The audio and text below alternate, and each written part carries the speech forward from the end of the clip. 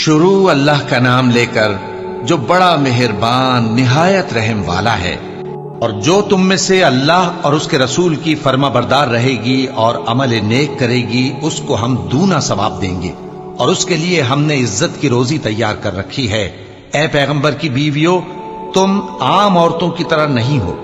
اگر تم پرہیزگار رہنا چاہتی ہو تو کسی اجنبی شخص سے نرم لہجے میں بات نہ کرو، تاکہ وہ شخص جس کے دل میں کسی طرح کا روگ ہے کوئی امید نہ پیدا کر لے۔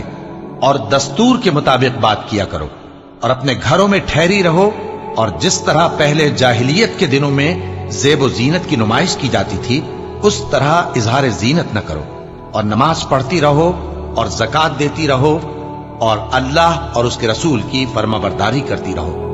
اے پیغمبر کی گھر والیوں، اللہ چاہتا ہے کہ تم سے ہر طرح کی ناپاکی دور کر دے اور تمہیں بالکل پاک صاف کر دے۔